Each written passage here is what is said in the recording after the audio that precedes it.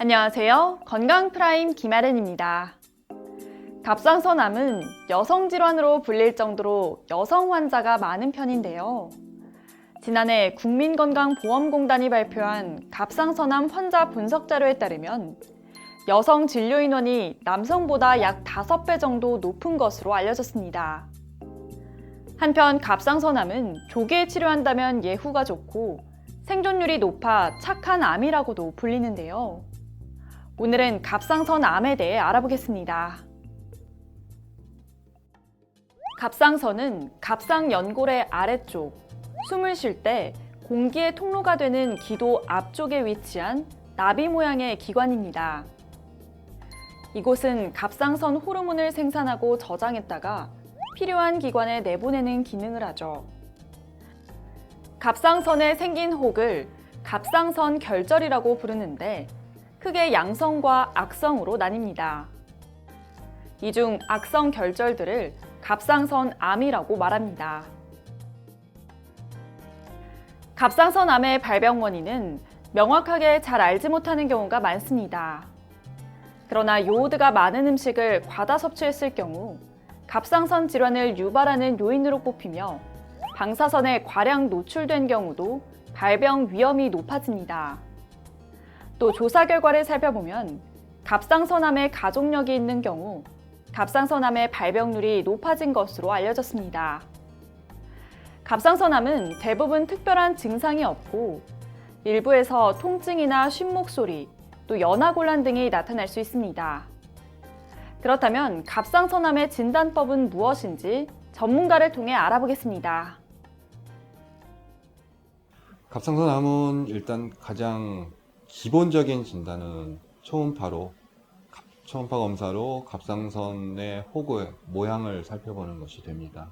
추가적으로 CT나 다른 검사들이 이루어질 수는 있지만 그런 경우에는 갑상선암의 임파선 전이라던가 이런 것들을 조금 더 확인하기 위해서 검사를 합니다.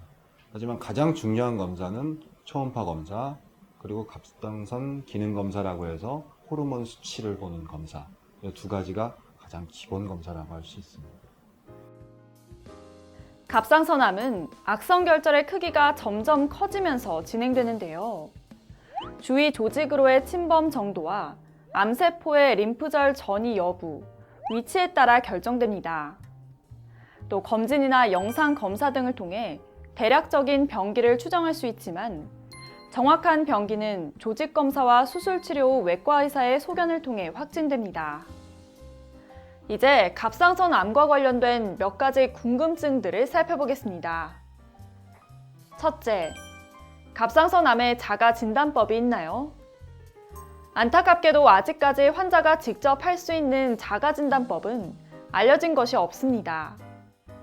환자가 목을 만졌을 때 갑상선의 혹을 만지기는 굉장히 어려운데요. 만약 혹이 만져진다고 해도 많이 커져 있는 경우가 많아 조기에 발견하기는 어렵습니다. 따라서 2, 3년 주기로 정기적인 초음파 검사를 통해 조기에 발견하는 것이 중요합니다. 둘째, 혹이 갑상선암으로 발전할 가능성이 있나요? 혹과 갑상선암의 연관성에 대해서는 많은 연구가 이뤄지고 있지만 명확하게 밝혀진 것은 아직까지 없습니다.